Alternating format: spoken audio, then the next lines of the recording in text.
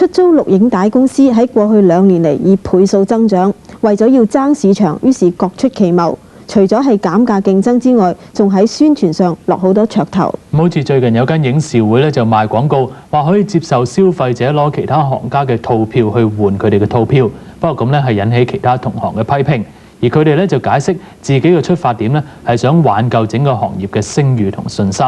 我哋今次嘅行動咧，主要唔係針對任何嘅影視會，係主要針對現時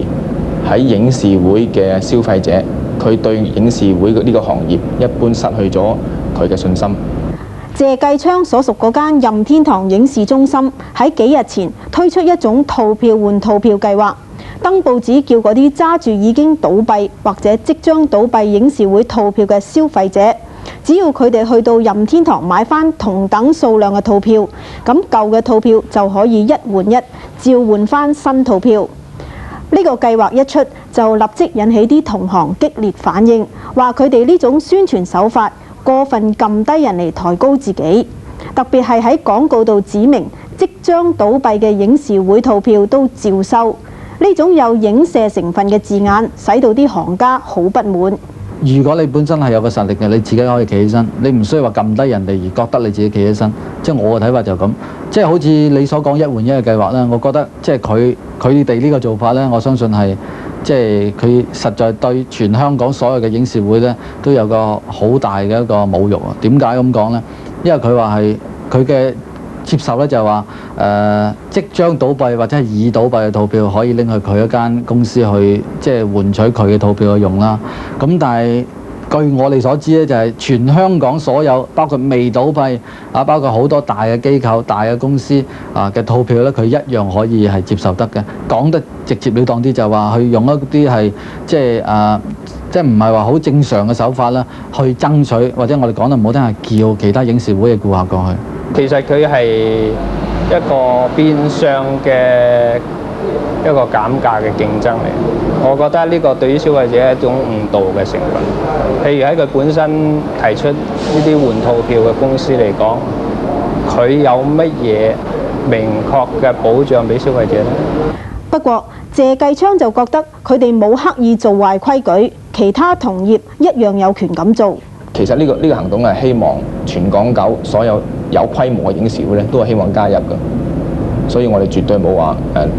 爭取 market 咁樣，我哋絕對唔係。而家嘅情況咧就係發行商話我哋做得啱，出邊嘅消費者話我哋做得啱，係行家而話係行家之間咧話我哋做得唔啱嘅。我認為行家話我哋做得唔啱嘅行家咧，係完全係站喺短視同埋站喺利益上面嘅立場諗，佢本身嘅利益立場諗。點解佢哋嗱？我唔相信我哋公司呢個行動咧，對方即係其他公司諗唔到，其他公司亦都諗到嘅，但係點解佢哋唔去做咧？其實任天堂一向係做開電視遊戲機代理，兼賣零售同出租遊戲機軟件嘅。後來發覺遊戲機市場日漸飽和，喺舊年年中開始喺啲分店度做埋出租錄影帶，到而家為止有19間店鋪。行內人士認為呢一間只得年齡歷史嘅影視會搞一換一套票計劃嚟吸引會員，做法有啲急進。我哋嘅行業同行嚟睇呢，就係一個推廣嘅手法。因為如果你留意下呢，佢呢個 promotion 呢，或者呢個推廣行動呢，只係喺一個禮拜啫，即係24號開始到今個月嘅31號，係7日嘅啫。即係超過呢段時間呢，就個 promotion 係完噶啦。因為佢無形中呢個亦都係我即係讚佢哋好大膽啦，同埋亦都有咁嘅點講啊，有咁嘅勇敢去做呢樣嘢。因為始終咧對佢嚟講咧，就變咗佢哋係一張 coupon 咧，一張套票係變咗一半價嘅。由於錄影帶行業喺短短呢2-3年膨脹得太快，喺過去半年陸續出現好多問題，包括惡性割價競爭、幾十間影視會倒閉、大量套票變成廢紙。有個別影視會好似金柏咁，因為財政同管理問題要改組，分店由33間減為15間。呢種種嘅現象令人關注到消費者嘅保障問題。為咗維持消費者嘅信心，任天堂提議成立一個類似旅行社基金嘅影視會基金，承擔同業倒閉後嘅賠償責任。不過，行內對呢一個建議意見好分歧。呢個基金係由咩人負責去管理呢？係由邊個角度去保障消費者呢？其實一間錄影會如果佢一切運作正常嘅，有冇呢個基金對於消費者嘅影響呢？係唔大。我哋覺得就稍為難行得通啊，因為咧就影視會咧係好容易入行嘅啊，你可能真係住10萬、20萬咁，你就可以入行。咁有好多嘅所謂投資者啊，就係用好少嘅本錢，咁啊希望咧喺短短嘅時間咧就賺好多錢。咁我認為即係以正當嘅影視會嚟講咧，我哋唔應該係孭起咗一部分所謂唔係想長期經營或者係放長線去經營投資者嘅風險。葉若瑟認為，如果取消套票制度，全部用現金租帶，咁對消費者已經係有足夠嘅保障啦。都好強調咧，快圖美最近停咗唔再售賣套票，雅麗影視就仲留意緊市場反應，先至決定取唔取消套票。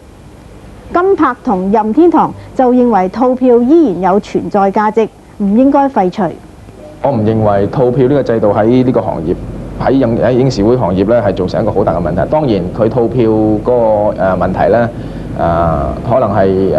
我哋買咗套票，只不過係暫時嚟講收咗一筆現金，但係佢對外嘅負債真係好多。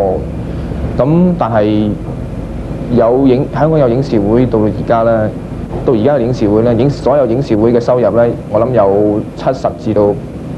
90%咧，係來自買套票嘅餅店啦、餅卡啦，咁其實都係同一類型嘅。咁呢個係一個即係做一個生意嘅手法嚇。咁譬如話演唱會嘅套票啦嚇，譬如香港管弦樂團啦，咁嗰啲都係套票啦。咁其實呢個係一個健全嘅生意嘅方式嚟嘅。咁只不過咧就係話，即係嗰間公司係對呢啲套票本身嗰個。即係兌換嘅程度係點樣，就要視乎嗰個消費者本身對嗰間公司自己嘅信心。相信呢一個問題係仲會有排爭論嘅。